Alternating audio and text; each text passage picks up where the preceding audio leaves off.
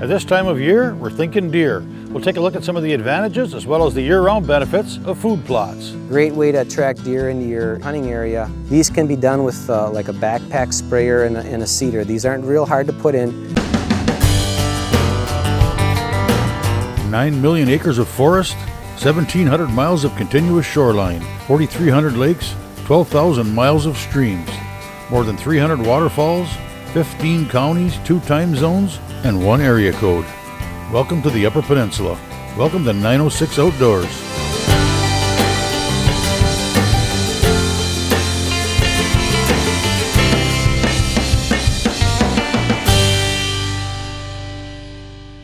At a time when deer have become more scarce than in years past, and issues like CWD are becoming less scarce, food plots are becoming more and more popular as a means of attracting deer. Besides their obvious hunting benefits, they can provide an important year-round food source, particularly at times when deer need it most. I met with John Comp of Northwoods Whitetails in Menominee to find out more. One of the best things about a food plot is it presents a consistent food source 24 hours a day. Now, if you think about when you can start baiting, and I'm not against baiting. I know a lot of friends that bait. We've had properties we've had to bait. It's just another method of attracting deer. But let's say we're going to compare this food plot to the restaurant and store district downtown Menominee where we're filming at. Every day I get up, I know where the food is, I know where the grocery store is, and my kids know where that is. Their kids are going to know where it is. And that's the same way with deer. What we've created with this food plot is the restaurant or the shopping district. They know that when they get up from their beds down here about 100, 150 yards away and they're hungry, this is where they're coming. The neighbor might have a feeder or a bait pile, but it's been ingrained into them since they've been fawns. This is where they come to eat. 2 years ago, there was a doe bringing fawns here. Now, 2 years later, those fawns have fawns of their own. They're bringing them to this location because there's been food here 24/7, 365. And you can create that situation on your property with, again, this is a half acre, and I feed anywhere from 8 to 12 deer a night. I've seen as high as 20. So if you're not in there disturbing it, they're going to be in there during the daytime. But when you think about when October rolls around, and guys start putting their feed out, they start putting the cabbage or the corn or what have you, it all of a sudden to these upper end bucks, it becomes a pinball game. Well, there's a bait pile over here. Oh no, I smell somebody. No, I'm going to go over to this bait pile over here. No, I smell some more, human scent. And they just kind of stay put, or they avoid those areas till dark. A lot of guys talk about October lull and their bait piles, bait stations, the deer not coming out till dark. I'm firmly convinced that it's not the bait that's making the deer nocturnal, it's the pressure. And the deer doesn't care if you're out there bird hunting or filling your feeder or putting corn out. They don't know the difference. All they know is, I smell a human scent, I'm not going near that place till after dark.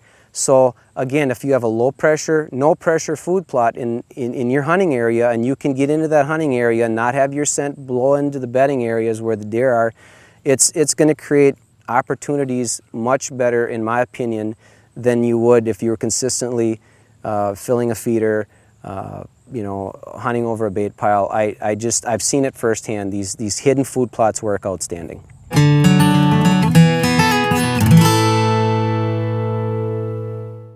906 Outdoors is brought to you by Race Driven. Get in touch with your adventurous side and find your drive with Race Driven. As an online retailer, dealership, and manufacturer, we can provide power sport enthusiasts with virtually any part or accessories for ATV, UTV, and motorcycles. Customer driven, quality driven, race driven. We're standing in a half-acre food plot in our backyard down here in Menominee, and what we've done is we've broken the food plot up into 3 strips. And the reason why I like this food plot system is because there's always food in this plot. There's never bare dirt in the complete food plot. What we have here is a brassica planting. This is our Sweet Feast brassica. It's got 3 different turnips. It's got forage radish, it's got forage rape, and it's got a hunter forage brassica. And this was planted in July. Unfortunately, when the brassica canopied out about mid-August, we've been hit with a lot of hard rainstorms. and we've got a little bit of white mold, and you'll notice there's a few brown leaves in it, but by and large it's doing fairly well. Right here, this is our grain mix. This is rye, oats, forage peas, red clover, and some more of our radishes. This we planted in late August, and up above we've got a strip of our white clover blend. That was planted a year ago. It's a perennial clover. It comes back every year. And this probably gets hit about 10 months out of the year. This grain is going to come back in the spring. The red clover is going to come back. The rye is going to come back, and it's going to feed the deer when they need it the most. They come off those UP winters, they're looking for something to eat. The does are developing fawns, and they're going to start nursing fawns. The bucks are building, they're starting to grow antlers. And this rye and red clover, as soon as the sun starts hitting it and warming up, snow melts, this stuff is green. I mean, this food plot will be half snow, half green, and I've had already 25 deer in this little strip that we're standing in March. So that's very important up in this part of the country, is to have food available for those deer when they come off the winter. There's protein here between the red clover and the white clover. When those does are lactating, they're raising fawns, and those bucks are growing antlers. That protein that's coming out of that white clover blend, we've had it tested in the high 20s, 28, 29%. You just can't get much better food than that, especially when they need it in the springtime. What it's going to do then is this red clover is going to provide nitrogen, and the rye is going to scavenge that nitrogen and hold it. Next July, I'm going to till this under, and I'm going to put the brassica planting here. So my fertilizer cost is cut back, and all this organic matter gets put back into the soil. It's building our soil. And then the mix that we're standing in now is going to go down in that strip in August next year. And we're going to just keep rotating that back and forth. And about every 6 or 7 years, somehow we'll rotate the white clover out, and we'll move the white clover strip somewhere else. But again, what I really like about this food plot, there's always something for the deer to eat. More than likely, you're going to get doe family to move in here in October, early November. Guess who's going to start hanging around these food plots? The bucks are going to start coming around. There's going to be rubs on the trees. There's going to be scrapes all around. Now, if you can imagine, if this was tucked away in a corner or the center of your hunting property, I'm not coming in here every 3 days to bait or to fill a feeder or something like that. This can be left undisturbed, and you can come in with the right wind and hunt this food plot or hunt the corridors leading to the food plot, and you're going to have a lot more daytime movement. You're not disturbing the deer by filling a bait station or filling a feeder, and that's the one thing I really like about these food plots. This particular food plot, the initial cost would probably be about maybe $300 with all the seed and the prep work, the field work and everything, and that's this half acre. And if you think about the tonnage that's produced on this half acre, maybe 3 or 4 tons of food for, let's just say, $300 or $400. And if you try to think about how much 3 or 4 tons of corn would cost, how much would it last, nutritional value, a lot of tonnage for not a lot of money. This is one of the turnips in our brassica planting. This is about 6 weeks old. Really nice, healthy plant. You know, you get an acre of this stuff and literally tons of food for the deer. This is one of our forage radishes right here. Really good soil builder, pulls up nutrients, and the deer, late September to early November, absolutely destroy them. This is one of our products we call whitetail forage radish. So there's 2 different type of food plots we like to talk about. One is the destination feed field, which is what we were just looking at. That's where the deer are going to end up every night, whether it's a food plot you planted or a farm field. Now what we're going to talk about is a hunting plot. Maybe 20 yards by 10 yards, 20 yards by 20 yards, something you can cover with archery equipment. This would be something that would resemble a hunting plot. It's got oats, rye, peas. You can see there's radishes in there. Really good fall mix for a hunting plot. The grains have kept the deer's attention. You can see there's radishes in here, and if you look closely, the rye is still alive and green. This is going to keep the deer going from now until November. So, and the thing that about rye or winter wheat, even if it freezes, it's going to still grow. And so if the deer knock that back, they're not going to eat this plot to the dirt. It's going to still regenerate even though it's cold temperatures. You don't need a lot of chemicals to take care of this. We don't spray Roundup on it. There might be a little bit of grass killer sprayed on the clover. It's very similar to organic farming for deer, this particular planting system that we really promote. We like to put these in between their bedding areas and their destination food plots. The deer every night are going to head to that destination feed field. Perfect little spot. 2 hours before dark, they might stop and get a bite to eat. Or if they're heading there at the feed field all night, you could sneak in here or close to one of these hunting plots in the morning. You're going to catch those deer coming back to bed. These can be done with like a backpack sprayer and a seeder. These aren't real hard to put in. You know, again, this one's 20 yards by, it's a triangle piece, 20 yards by 10 yards, and it ends up down to 5 yards. You could probably put this in a matter of about 2 hours. So great way to attract deer into your hunting area, very low impact.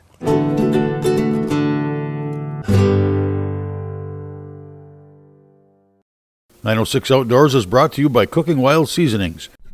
Cooking Wild Seasonings summer sausage, regular, jalapeno, and garlic.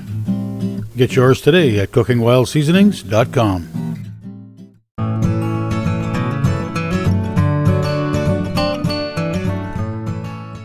This is a product we call our food plot screen. We've been selling this for 3 years, and we went to a new variety this year of a hybrid sorghum. And what this does is exactly what the name says, food plot screen. We've got a county road 15 feet behind me, but we've got deer that'll come out in this food plot 2 hours before dark every night. Those cars do not bother them because of this screen, okay? If you've got a poaching problem, if you've got a problem with guys shining your fields at night, if you've got a problem with neighbors, you want to increase daytime movement on a great big field, this is by far the fastest way to do this. This screen was planted June 22nd. Now it's 12 feet tall. Great way to increase the daytime movement on your food plots. What we'll do is we'll take a 10-acre field and we'll take one of the corners, we'll section it off down to 2, maybe 1 acre, and plant that. And all of a sudden in a field where deer weren't coming out till right at or at dark, during dark, now all of a sudden 2 or 3 hours before dark, they're up in those fields feeding because they think that 10-acre field is now 1 acre. In the course of 3 months, 4 months, you can have an 8 to 10 foot tall screen. If you go about 10 or 12 feet wide, nobody on that road is going to see the deer in this food plot.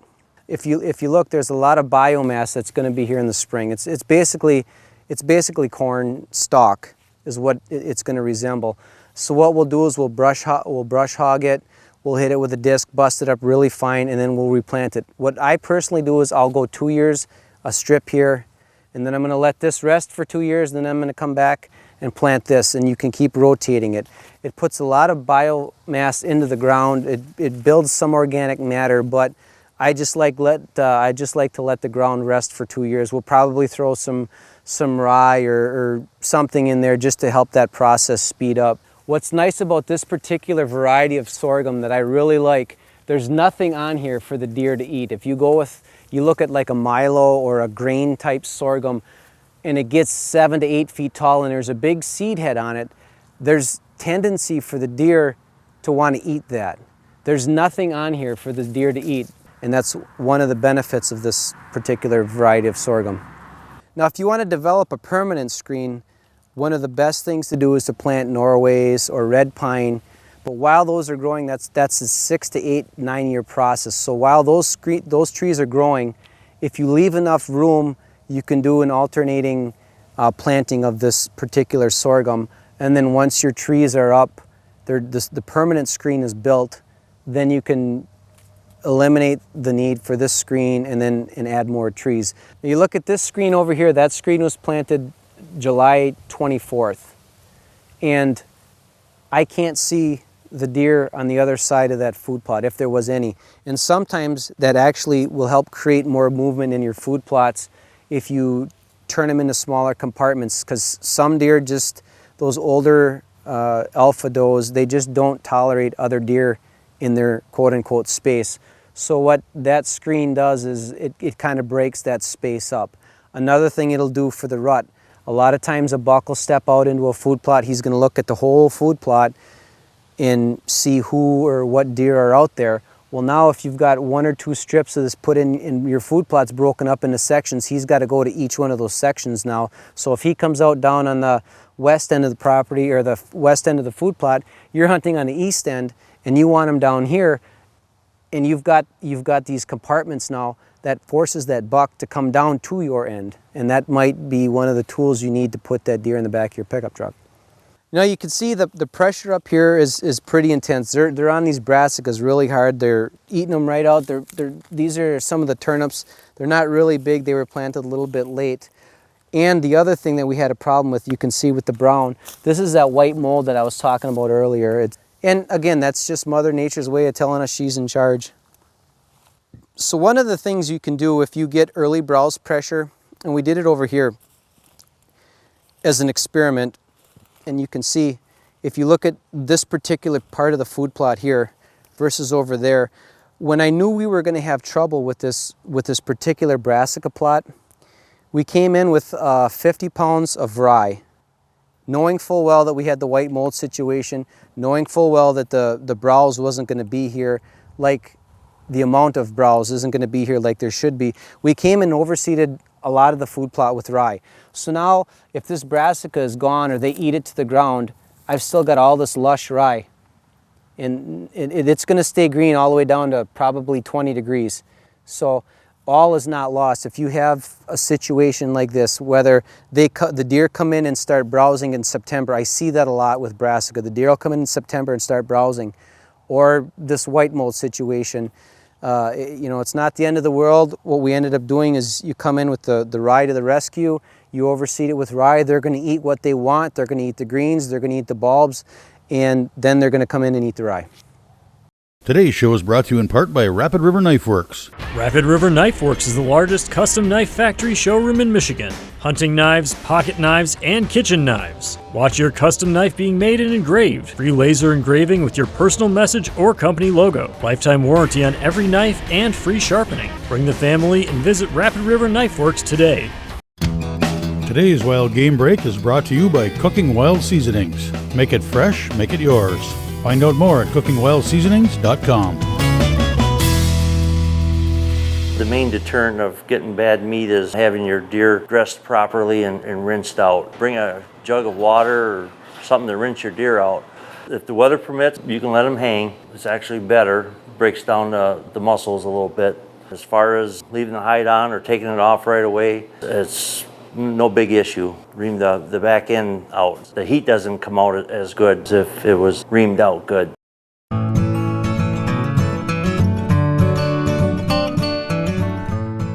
When guys think about food plots, they right away, I need a tractor, or I need my buddy's disc or what have you. Some of the food plots that we're going to show pictures of were actually put in with a chainsaw, a push mower, and backpack sprayer. What we'll do is we'll figure out where the bedding areas, where's going to be the best place to put this food plot in to harvest deer. We'll go in with a chainsaw and take out the bigger trees, all the heavy brush. And then what we'll do is we'll go in with a backpack sprayer, probably end of June, early July, and spray all the foliage that's coming up, the weeds, anything that needs to be killed. This is generic Roundup from Tractor Supply. What you're looking for is this glyphosate, 41%. Take about a quart of this to 4 or 5 gallons of water. End of June, end of July, and maybe once again in August. And now you've got a mat of dead thatch, dead weeds, and it's just laying there. You don't have to work that into the ground like a farmer does. So you go in on that dead thatch and you overseed either some clover or we've got that mix called fall forage, rye, oats, peas, and wheat. And you're just going to spread that on the dead thatch. And it's going to fall in between the cracks, and you're going to want to put some fertilizer on it. End of August, you get that nice 1 or 2 rains. We start to get a little bit cooler temperatures, dew in the morning, and suddenly you've got this beautiful carpet of green. It's not hard to put a food plot in. The most important thing about putting a food plot in, you have to have a soil test, because you're just shooting yourself in the foot if you go in and I'm going to guess at the fertilizer, I'm going to guess at the lime, I'm going to put this seed in, I'm going to put that seed in. They cost $15 I think by the time you get the soil kit from your local co-op, your local ag office, and you get that done, and that basically gives you a roadmap as far as what that food plot needs. We've started this company August 1st, 2012 is when we officially went online selling seed, but we've been selling seed for about 5 years now. I've been planting food plots for probably 11 or 12 years.